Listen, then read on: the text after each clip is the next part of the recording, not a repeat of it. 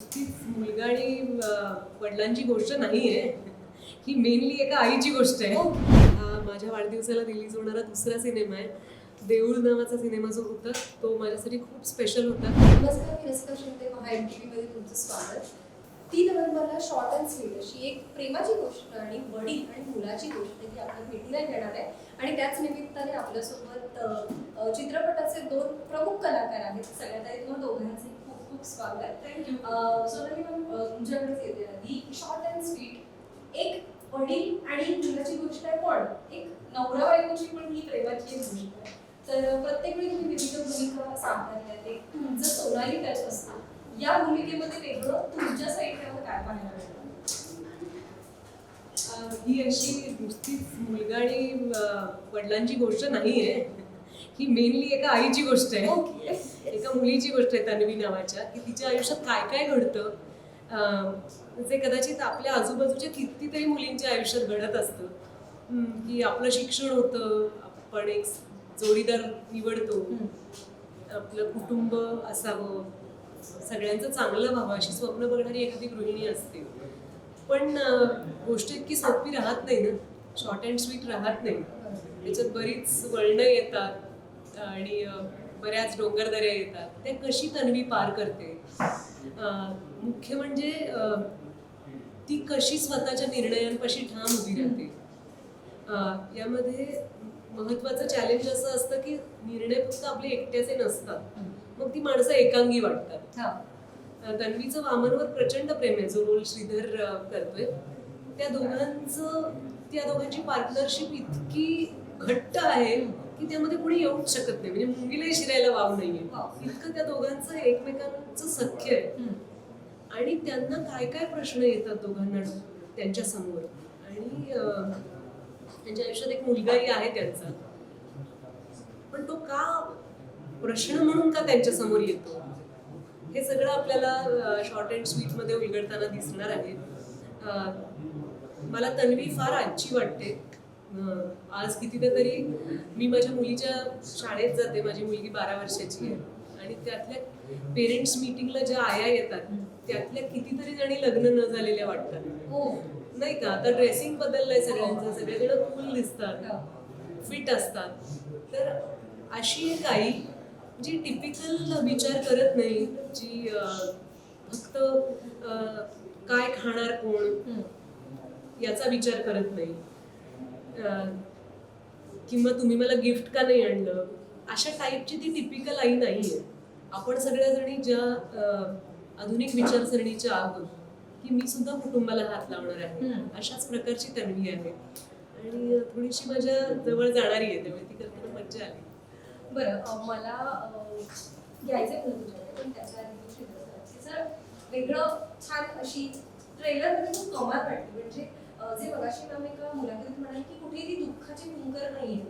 म्हणजे जरी आपल्याला माहितीये की तो मुलाकडून एक्सेप्टन्स नाहीये, किंवा एका आईची ते होते की अरे मला हे सगळं जोडायचंय, पण त्यातही एक पॉझिटिव्ह आणि एक असं खूप छान वाढली येते. तर त्याबद्दल आणि अशी शॉर्ट अँड स्वीट गोष्ट तुमच्याकडे आली तेव्हा काही रिॲक्शन द्यावं? रिॲक्शन तर भारी होती रिॲक्शन. आणि अशी काही गोष्ट माझ्याकडे आली की म्हणजे ज्याच्यातून मी बरंच काही सांगू शकतो, एक्सप्रेस करू शकतो, अशी ही फिल्म आहे. तर म्हणजे माझं ना श्रीधरच्या आयुष्यामध्ये असं, मी पण एवढं जे काही ॲज अन ॲक्टर छोटी मोठी कामं केली आहे, जो काय माझं काही स्ट्रगल आहे, जे काय त्याच्यावर सोल्युशन काढले, तर त्या सगळ्या गोष्टी ते सगळे इमोशन्स ह्या कॅरेक्टरच्या निमित्ताने मला एक्सप्रेस करता आले. ते मला जाम म्हणजे भारी मजा आली. म्हणजे आणि कमालीचा प्रोसेस होता. आणि सोनाली मॅमबरोबर काम करताना मजा आली. म्हणजे मी एखादा किस्सा बरेच झाले पण त्यातला एखादा किस्सा नाही, किस्सा असं काही म्हणजे काय आम्ही ते खूप धमाल यायची. अगं आम्हाला काही काही सिनेमामध्ये आमचे सीन्स आहेत ज्याच्यामध्ये आम्ही दोघं जण म्हणजे आमचे खाजगी क्षण आहेत. तर ते त्यातला गोडवा जपण्यासाठी आम्ही पोझिशन घेणं याच्यात आमची एवढी धावपळ व्हायची. मी आणि श्रीनी आमचा जो अत्युत्कृष्ट DOP आहे राहुल जाधव, त्याला आम्ही एवढे व्हेरिएशन्स करून दाखवायचे. मग ती उभी राहील, हा बसेल, ही कॉटवर बसेल, हा खाली म्हणजे आम्ही असं खूप करून दाखवायचो, कारण आम्ही दोघांना एका फ्रेम मध्ये नीट मावलं पाहिजे यासाठी गणेश आणि राहुलची खूप धावपळ व्हायची.